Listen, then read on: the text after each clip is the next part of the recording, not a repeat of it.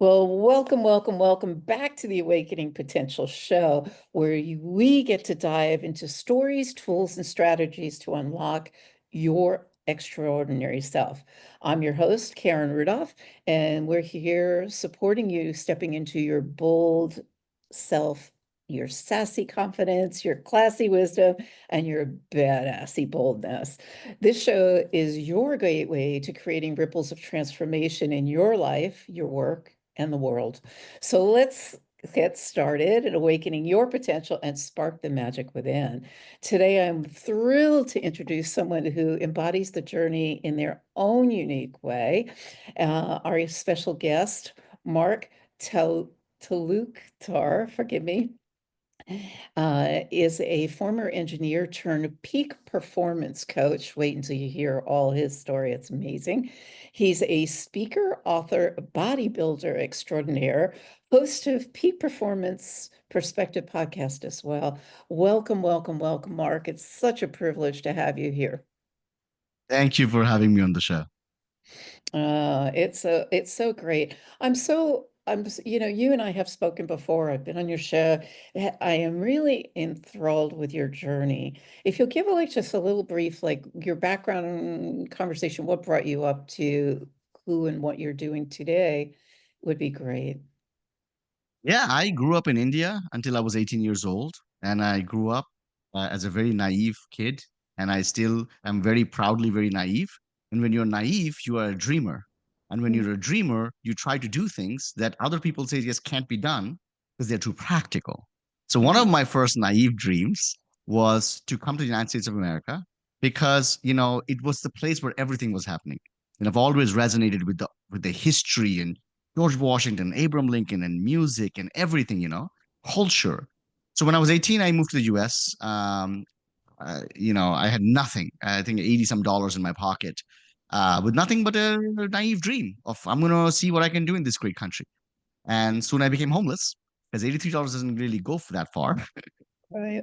But the greatness of this country is such that I was able to put myself through college. I have a bachelor's degree in computer science, I have a bachelor's degree in mathematics, I have a master's in IT, became an engineer. Down the line, I became a consultant. I have a Lean Six Sigma black belt. I went into sales and marketing, started my own business, and just one thing after another. And here I am. Awesome. So now you're a performance coach. Yes. What was that one thing that awakened your potential to really step into that and step into it powerfully? Because I know That's a you. really good question. When I came to the US, it was about survival. And survival is almost always about money. It's difficult to survive. When you don't have money, you become homeless. So I focused a lot on science and maths and getting my skill sets up. I became an engineer. Then I wanted to start my business, become a consultant. I went into sales and marketing. I learned I was in a skill acquisition journey, right? And I became extremely successful, like five, seven figures, even before I started my business, because I'm a professional consultant in New York City. Right. Amazon, Google, they were my clients. But I was so focused on this, on my money building journey, that lost sight of other things. One of the things that I lost sight of was my health. So I found myself at a 41% body fat.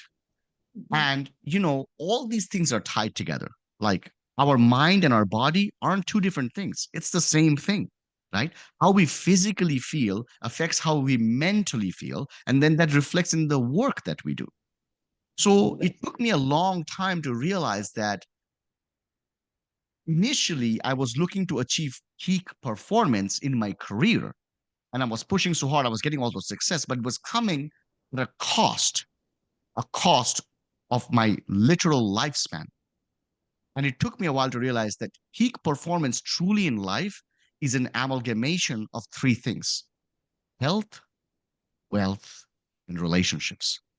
So now Absolutely. when I teach peak performance, I am not an athletic coach. I teach peak performance in business. And my clients are around the world who are doing incredible things in their business because we're able to bring all these three things together. So I'm a business coach, but I also teach other things with it so that they have a full life. Beautiful, beautiful. And for our listening audience, there's a lot of people, I know myself was there at one point, and I think a lot of entrepreneurs step into that space that we're so focused on getting it right and making money and creating relationship that we neglect ourselves. And that's part of what I do, right? So, for the listening audience, what would be some tips and tricks that you might suggest that would really support them in number one, creating the awareness that they're actually in it, right? And something that would support them moving forward. You said that this is something that you do, this is something that I do. I think this is something that everybody does, right? Because we are all almost willing to do things for others that we won't do for ourselves. We just Exactly. went through Christmas. How many parents bought something for their children or for their spouse, but didn't get anything for themselves? Or when asked, what do you want? I don't want anything.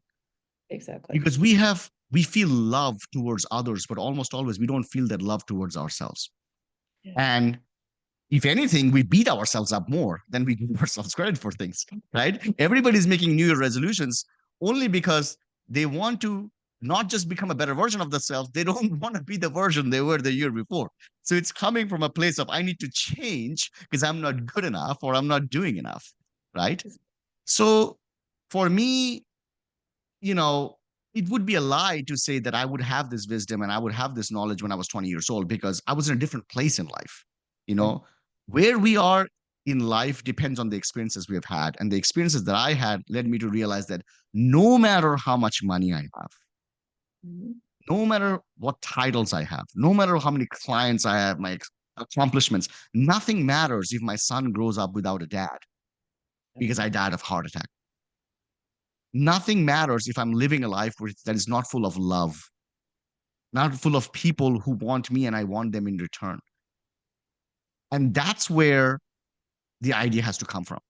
So when we talk about tools and tips and strategies, those things only come after the realization, which I love the name of your podcast, Awakening Potential. That's exactly what it is. It is the awakening of oneself to realize it doesn't matter what I'm going to do. I'm going to have an empty, empty, empty life if I don't have that health and I don't have that those relationships in my life. And once we have realized that, the tactical journey is quite simple, right? We know how to eat right. We know that we need to move and Mhm. exercise. That's not a secret, right? Right. We know we need to give in a relationship, but also learn how to take. That's not a secret. So the tactics come easily, but it's the awakening really that matters the most. Beautiful, actually. And knowing who you are and hearing your journey prior you've taken it to I'm going to call it an extreme. Most people who take on their health and well-being won't take it to the same extreme, but I gotta say, you look amazing. I'm seeing your pictures today. Thank you. And I'm almost sorry I didn't think of it sooner to put the before and after picture up because it's very impressive. And it really, I get, it took commitment and dedication. And, I'm on my own journey, not the same, but my own journey. I let myself go, sadly. And I'm really creating the awareness of making a decision. So most people will make New Year's resolutions and they don't stick to them, right? Mine isn't a New Year's resolution. Mine is a commitment to myself, and I made the decision to step up and change it. So I'm back at the gym. I'm eating right. I'm bumping up my meals now. But I'm curious, like, what was it for you that had you go from what you had become, right, in that space of loving everybody else but yourself, to what I sort of said, gave it away there, but loving yourself, learning to love yourself, and then stepping into like going out for champion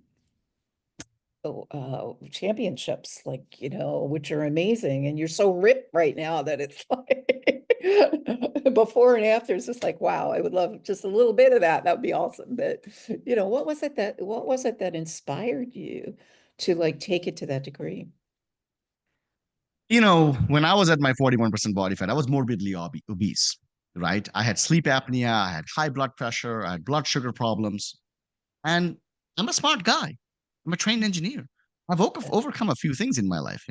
It wasn't it wasn't that I was living in some silo that I didn't notice these symptoms. I wouldn't be able to sleep at night. I would wake up from my own snoring or sometimes not being able to breathe. But I Mm. continued to live with this. And when I look back at it, and when I talk to my clients now, this is something I talk about. We don't change things that we have learned to tolerate. Exactly. We don't change things that we've learned to tolerate. And I had learned to tolerate living that way. And despite being smart, despite having all the tools and all the money and all the resources and whatever we need to be able to get fit, I just didn't do it because I'd learned to live that way. Right. So when that happens, sometimes the universe, God, aliens, whatever you believe in, right? They'll send us a signal. And I believe signals are always around us. Always. Puzzle pieces always around our life, but we just have to notice and put them together. And for me, it was the birth of my son. So Mm. 3 years ago, my son was born, and I held him in my hands, and I just had this profound moment where I realized that this kid is going to grow up without a dad, just like I grew up without a dad. My dad is still living, but I came to the US when I was 18, and I didn't see him until like 2019, right? So it was like 2005, I came to the US, 14 years. So, and this is back in the day without Zoom calls and internet and this and that. And I was homeless. I couldn't even buy a calling card, right? Right. So I had raised myself without a father, and I didn't want my son to have to go through that just because I can't put the sandwich down, you know. Right. Um, and it was very frustrating. I wanted to be able to have a relationship with my son. I wanted to be able to play with him. I wanted to be able to go with him, do things.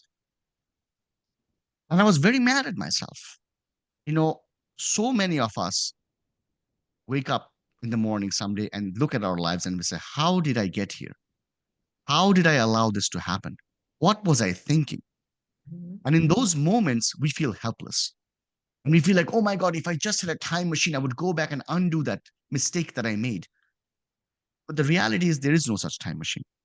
What we do have is time in the present and in the future. So I felt that way. I said, I cannot believe that I've brought myself to this point now. I can't go back and change that, but I will change this now so that my son not only has the dad that he deserves, but also maybe someday when I'm not around, when he's growing up, at some age in his life, he's going to feel something that something's very difficult to do. There's some obstacle, and he can look at his dad and say, "My dad did this, therefore I can do that." Mm. So that's what started the journey. I went to the gym for the very first time on July 27th, 2022. Wow. And 2 years later, less than 2 years later, I was at a bodybuilding competition, my very first bodybuilding competition in April of 2024. And I won the first one, and I won the second one, and I won the third one. And I went to nationals in December 2024. Congratulations. I mean, it was like, it was right. I think I met you right before then, and it was like, what I heard.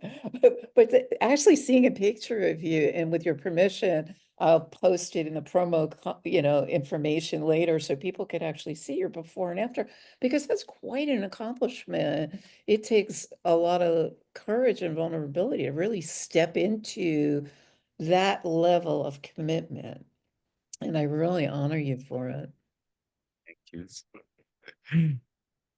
Yeah. So now what's next for you? Like, where do you go from here?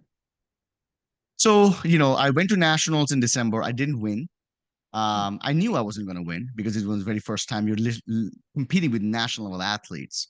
So, simultaneously, what happened was, my story was discovered by a documentary director, and he reached out to me last year around June, July, and wanted to talk to me to see if I would be interested in having a documentary made about me. So now Nice. we have a documentary in progress called Peak Performance Iron and Soul that started shooting at the Nationals last year. Oh, So act one was shot there, where this is the protagonist, this is what he wants to do, what are the obstacles. It was a crazy event, and we can have just like an hour-long conversation about that because that's a different world of its own. And then throughout 2025, now the documentary is going to follow me, follow my journey, follow the trials and tribulations of what is happening, the workouts, life things, following me in my business. And then that's basically Act Two. And then Act Three is we go back to nationals in 2025 December and win this thing. So that's what's happening. so exciting. It's so exciting, you know.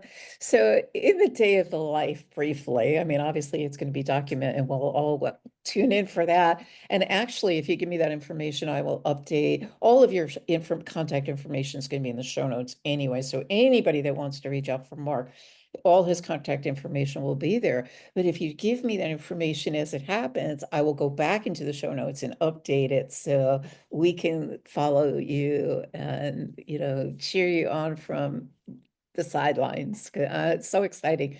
In the day in the life of a bodybuilder, like what does that look like? You know, obviously, I would assert you have a schedule or something that you really stick to. Like, what does your diet consist of? What is your workout routine? How do you manage work and a family and all of that in between all of that? Curious. Yeah. And that's a really good question, right? Because almost always the minutia of life is what gets in the way.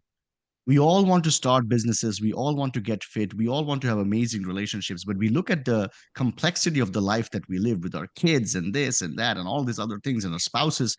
And it's like, how am I going to find the time?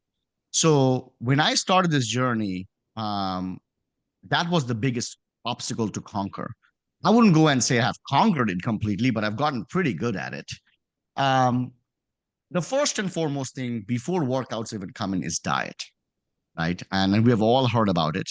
But and different people have different perceptions of what a diet is because the word diet is almost synonymous with deprivation, right?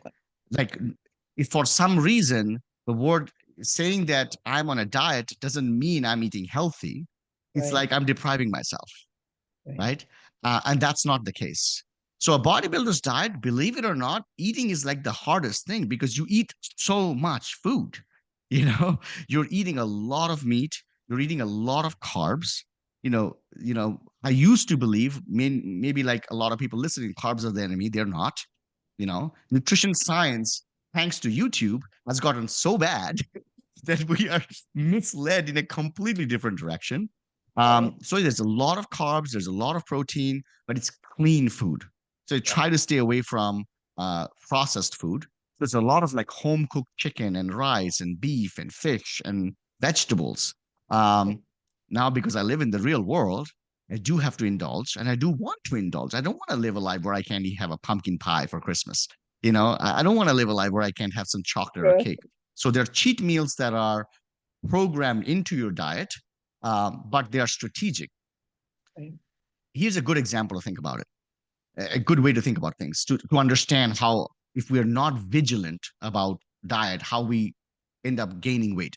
If you are on a perfect diet, let's say if you're on a perfect diet, maintenance calorie diet, and you just have half a donut every day, 100 calories extra, 100 calories extra a day. That's it. In 3 years, you're going to end up gaining about 36 pounds wow. because 3,500 calories is 1 pound of fat. So Wow. here's what we have to, that's what I had to realize, that even if I had the perfect diet and I indulged a little bit more than I was burning off, then it's an inevitable weight gain. And that's what happens to most of us, right?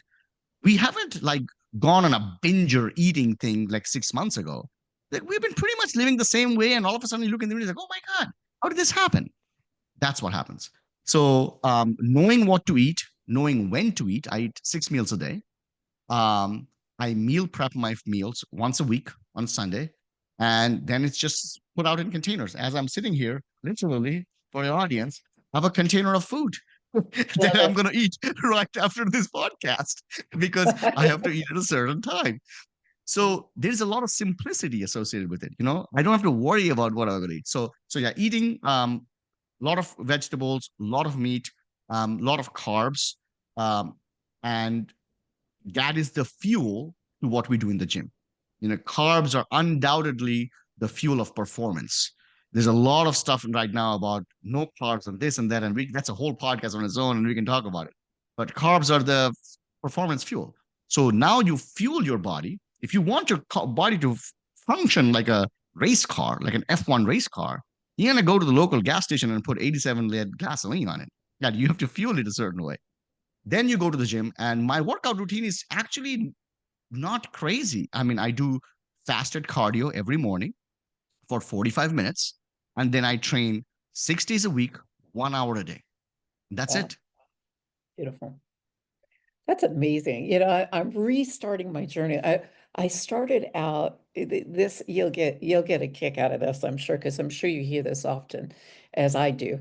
I started out my journey back in high school. I started working out at the gym for me, and I would work out. I looked good. I was a spin instructor. I was did yoga 4 times a week.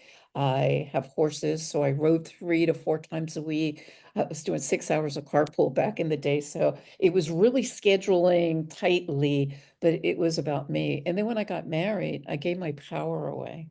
It was never enough. It became never a month. What do you need that cookie? I would limit myself to 1 cookie a day.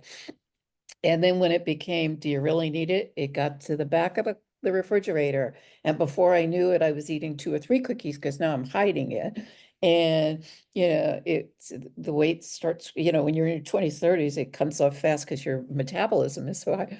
But now, I forgot about all that stuff, right? And even though I eat relatively cleanly, I would still indulge in that. It wasn't a half a donut, but it was like, oh, I'll have 1 or 2 cookies a day, or, I'll have whatever.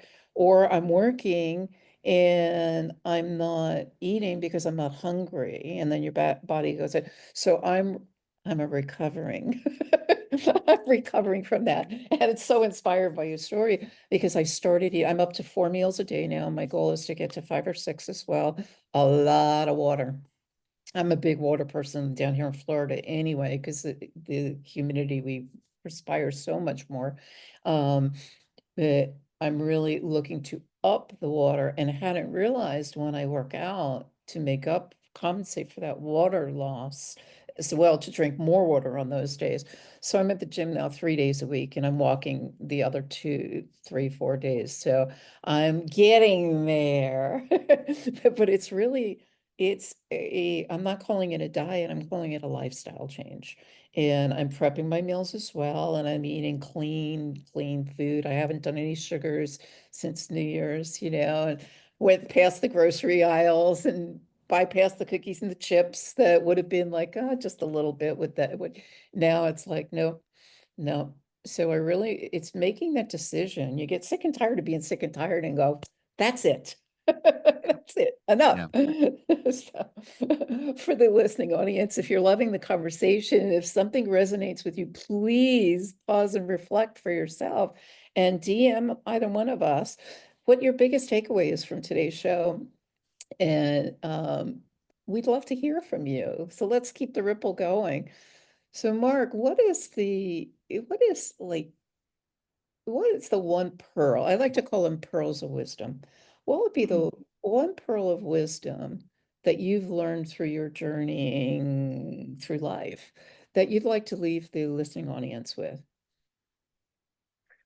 You know, we'll start with fitness and we'll just tie it into everything else.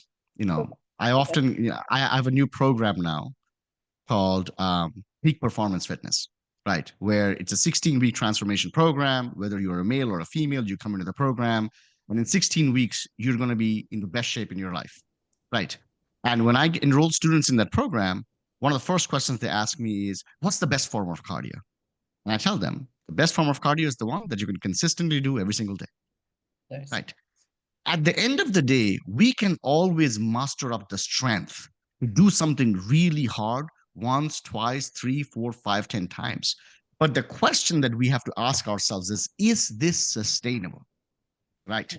So a lot of people at the beginning of the year now, right now, and this used to be me, right? We muster up all the strength, we muster up all the willpower to say no to these foods and yes to these exercises, but we simply just don't know enough to be able to come up with a plan that is truly sustainable that's going to give us a long-term goal, because this is all about consistency. A lot of people think consistency is about willpower. Consistency is about, I said yes to this thing, I'm going to do it every single time. But it doesn't work that way. If I gave you $1 trillion and I said I have a $1 trillion check, can Yeah. you dunk your head in that bucket of water and stay there for 5 minutes? It doesn't matter how much willpower you have, you're going to lift your head back up because Ex- biology will take over. It's just the way human body is designed. So when for everybody who's listening who has fitness goals this year, right? When you are trying to just rely on your willpower and not good strategy, if you don't become successful, it really wasn't your fault. It just was that you were doing something unsustainable. So if we take this principle of consistency, and Right. consistency really comes from having a sustainable strategy that can be carried out for a long period of time, and we apply it in every other area of life, that's what causes growth. If you Okay. want your business to grow, you need sustainable long-term strategy that you can imply. A lot of Absolutely. people are buying programs and investing money and buying leads and this and that, emptying out their bank accounts. And what's happening? They go really fast for a really short time, and then psh, it just goes off. Yeah. Absolutely. Absolutely. Wow. Well, first off, I couldn't agree more because consistency is key. It really is key. And without a strategy, and a plan, right? It's almost like for me, I keep going back to the car. I'm a sports car buff, right? So I'm going to put that premium in, right? And Exactly. I'm going to set my GPS on a course of where I want to go in order to get there. Yeah. And I'm one of these people that don't like to take the same route twice. So I put it in to go a different route, and see different parts of the world, so to speak. Just Yeah. a thing in mind. But yeah, it's like your GPS, like where are you going? What do you want and why? I'm really Yeah. constantly going back to my why, constantly. Yeah. And the other thing, it would be unfair. Whenever I talk about my fitness journey, I always like to mention this. It would be unfair for me to come on a podcast and talk about my transformation and not give credit to the people who actually helped me get there. We have increasingly started learning to live in a DIY culture where an individual is just supposed to know how to fix the and how to fix the furnace and how to fix your own car and how to patch up walls and start a business and all that. But in reality, when you split Yeah, yourselves in so many different ways, you really don't get ahead in any of those areas at all. You're just a little bit because your energy is divided. So, on my journey, I didn't do this on my own. When I wanted to really get serious about it, I mhm, hired coaches. In right. my 2.5 year transformation, you know how many coaches I hired and fired? 10. I'm on my 11th now. Wow. Yeah, Because even first step is most people don't hire experts. And when yeah, they hire experts, and I was hiring Olympia level coaches, mm, right? They were training Olympians. Even when you hire people at that level, you realize a lot of them don't know what they're doing, right? So that's the other thing. If you're looking to make catastrophic improvements in certain areas in life, whether it be business, whether it be fitness, whether it be relationship, whatever it is, stop DIYing it. You know, exactly. spend a little bit money on yourself. We put our money where our priorities are. We put our time where our priorities are. Except that maybe this year, 2025, I won't have great Christmas presents for everybody I want. Maybe this year I won't get the new phone. Maybe this year I don't need the new outfits. Yeah, Reinvest that money that you usually spend in certain areas into yourself and hire somebody to get you there. Because Karen, one thing that gets us down in life is that we are so, and I felt this, and I know others are feeling this, we get so tired of failing. We make yeah, promises to ourselves. We really think we're going to do it. But because we don't have that strategy, because we don't have that plan, it's just a constant cycle of like, I'm failing and I'm failing and I'm failing and I'm failing. And then what happens? I'm not good enough. Then you're exactly. listening to a podcast and a guy named Mark comes and shows his before and after photo, and you're like, oh my God, he did this in 2.5 years. In 2.5 years, I've gained 10 pounds because Yeah, the full story is not being told, right? exactly. So it's the identification of what is truly needed, the little sacrifices that we need to do, and then hire somebody who can show you that. Yeah. And then you're off to the races. Absolutely. I couldn't agree more. The first thing I did when I made the commitment to myself was get on the phone and hire a coach. I have 5 coaches right now. Wow. And you know what? I invest in myself because I came from a place where I invested in everybody else but myself. And now my why is bigger than I know myself to be. And I don't even like to call them goals. I call them intentions, and my intentions are huge. If I'm going to be a servant leader out there, we're not meant to do life alone. I believe we're not meant to do life alone. And it takes a village. So I'm really thrilled with investing in myself. I don't listen to what other people say because there's so many naysayers going, oh, you're putting all your money in da da da da. It's my money. And what I Yeah. choose to do to improve, I don't even want to say improve because there's nothing to be fixed, right? It's expanding myself such that I can come back and expand and be here for you as well. Mark, this has been such an amazing, I got the chills. Thank you. I love my God bumps. Thank you. It's been such an amazing conversation. I love connecting with you. You're such a heart-centered person and with such a gift to give others. And I really, truly appreciate you and taking your busy schedule to be here with us all today and making a difference. Thank you for sharing your wisdom and your journey with us today. Thank you for having me on the show. It's always wonderful talking to you. And, some things we do for the business and some things we do for the heart. And when I talk to someone like yourself, it's really for my heart because I find kinship in someone else who's on a journey to become the best version of themselves and transform the world through their own journey. So it's been an honor and a pleasure. Oh, thank you. Thank you. Your story is so powerful, and it's a reminder of how transformation happens. So thank you. And for our listeners, remember the bridge from ordinary to extraordinary is built with small steps of change and big leaps of faith. And you are more powerful than you realize. So keep showing up, keep stepping forward, and keep awakening your potential. If today's episode sparks something within you, let's keep going deeper, right? DM me with the word awaken and visit our website, www.tranquilsolutions.com, and we will talk all about what's next, what's possible. And I appreciate you listening in. Share it with a friend. Till then, make it an amazing day. Bye for now.